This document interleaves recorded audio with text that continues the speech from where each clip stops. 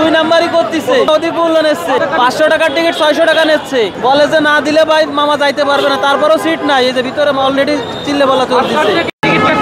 550 টাকা টিকিট নেছে মাগুরাই। নর্মাল 550 টাকা নেছে আমার কাছ থেকে।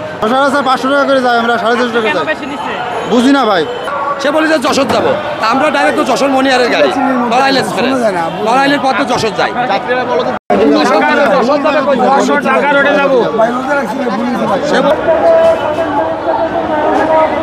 আমি দোলা গাড়ির সুপারভাইজার, আবার 3:30 ট্রিপ, আমি 3:30 যাত্রী নিয়ে চলে যাবো খুলনার উদ্দেশ্যে।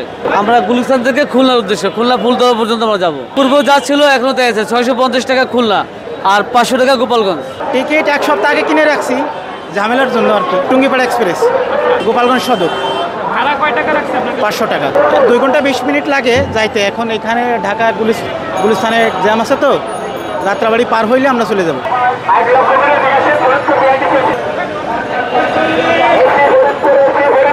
আসলে আমার কাছে মনে হচ্ছে ফাইন্যান্সিয়ালি দেশে আনসাউন্ড পজিশন, খুব আগে বাড়ি যেয়ে কি করবে সেই অবস্থার মধ্যে নাই। যাব পিরোজপুরে, এবার আমার কাছে মনে হচ্ছে তুলনামূলক কম। আমি আগে টিকিট কাটে আসি নাই, আমি এই জায়গায় এসে টিকিট পাইছি। যাত্রী চাপ কম, প্রতি বছর এসে এবছর যাত্রী চাপ কম। পিরোজপুরের ভাড়াই নির্ধারিত হয়, আপনার গোপালগঞ্জ নামুক আর মকসুদপুর নামুক আর ভাটিয়া ভাড়া নামুক, এটা খুলনার ভাড়া এবং পিরোজপুরের ভাড়াই হয়। কারণ গাড়ি তো আপনার পিরোজপুর বা খুলনা যাবে।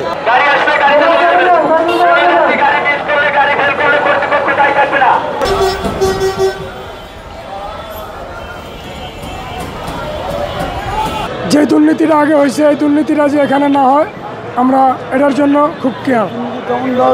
না, আমরা কোনো অভিযোগ পাচ্ছি না, আর কোনো অভিযোগ আমরা দিচ্ছি না। এতটুকু দিচ্ছি যে যাত্রীদের যে কোনো এই যাত্রার জন্য কোনো প্রবলেম না হয়।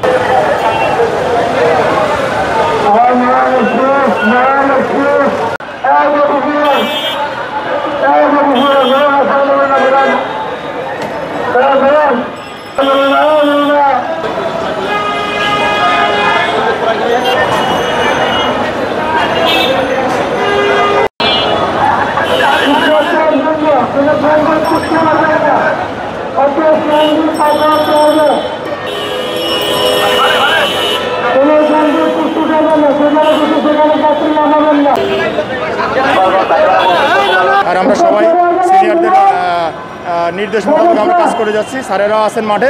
আমরা এই টার্মিনালকে ভালো রাখার যথেষ্ট চেষ্টা করেছি, প্লাস টার্মিনালের লোকরাও তারাও কাজ করতেছে।